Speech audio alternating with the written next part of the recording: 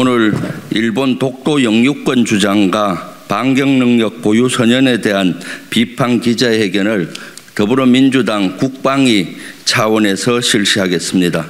독도 영유권 주장과 평화를 깨고 전쟁 가능 국가의 야욕을 내세우고 있는 일본을 규탄하며 일본 정책에 대한 단호한 대응을 촉구합니다.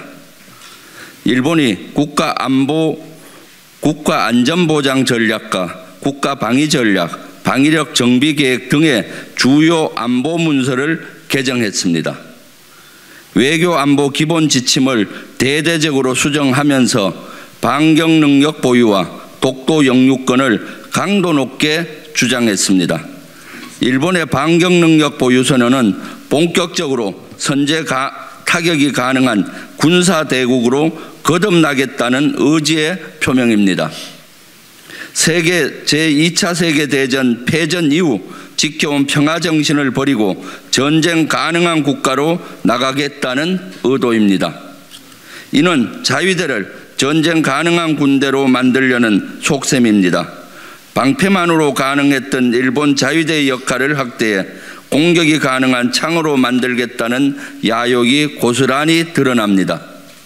이 개정에 따라 원거리 타격 무기, 유도탄 및 순항미사일 등의 전력을 갖춰 나갈 것으로 전망됩니다.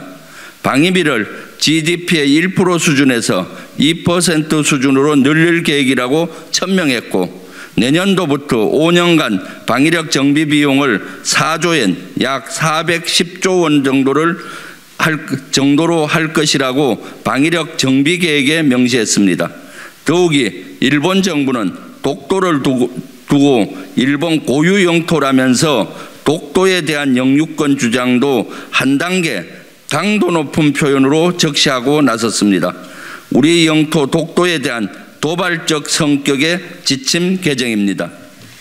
또한 가장 우려되는 것은 일본이 반격 능력 보유 선언은 유사시 대한민국과의 협의나 허가 없이 북한에 대한 공격을 감행할 수 있다는 점입니다.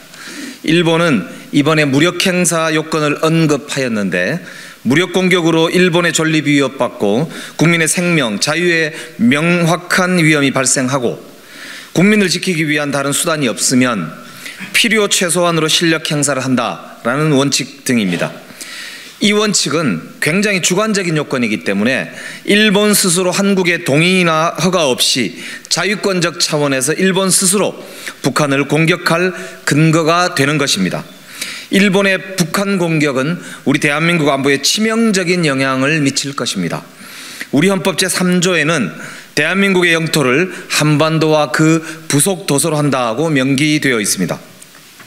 일본이 우리나라 협조 없이 유사시 북한을 공격하는 등 자의적으로 무력 행사를 할 가능성이 생겼습니다. 일본의 이런 안보 정책 전환으로 인해 동북아의 안보 불안이 증대될 것으로 예상됩니다. 군사 대국화와 재무장으로 다가가려고 하는 의도가 뻔한 일본의 야욕을 강력히 규탄합니다. 또한 일본의 이러한 안보 정책을 즉각 철회하고 재수정할 것도 촉구하는 바입니다. 이것만이 아닙니다. 일본은 독도를 일본의 고유의 영토라는 표현을 쓰면서 보다 강화되고 도발적인 독도 영유권 주장을 하고 있습니다. 일본은 즉각 독도 영유권 주장을 철회하고 관련 문서에서 이런 문구를 삭제해야 합니다. 윤석열 정부의 보다 강한 대응과 조치를 요구합니다.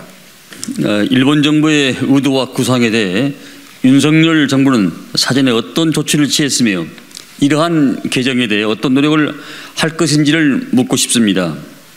어제 대통령실은 일본도 방위를 위한 고민이 있다는 등 한미일 안보협력이라는 큰 틀 속에서 논의가 가능한 사안이라고 입장을 내놓았습니다.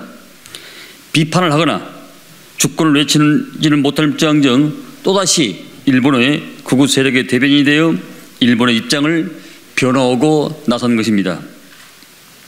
윤석열 정부의 외교안보 정책에는 대한민국의 국익을 찾아볼 수가 없습니다. 우리 국민이 아닌 일본의 이득을 위해 움직이는 집단 같습니다.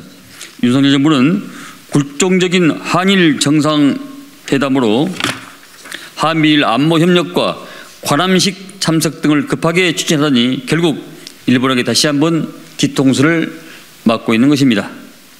우리 더불어민주당은 집권 후부터 아무런 시직도 없이 일본의 그림자만 뒤쫓아가길래 줄곧 비판을 제기했던 것입니다. 아니나 다를까 결국 일본이 야욕을 드러내고 있습니다. 이런 상황에서도 윤석열 정부는 일본에 대한 저자세, 모실리 외교를 지속할 것입니까? 대체 우리의 국익은 어디에 있습니까? 지금이라도 정신을 똑바로 차리고 굴욕적인 한일 외교에서 벗어나기를 촉구하는 바입니다. 감사합니다.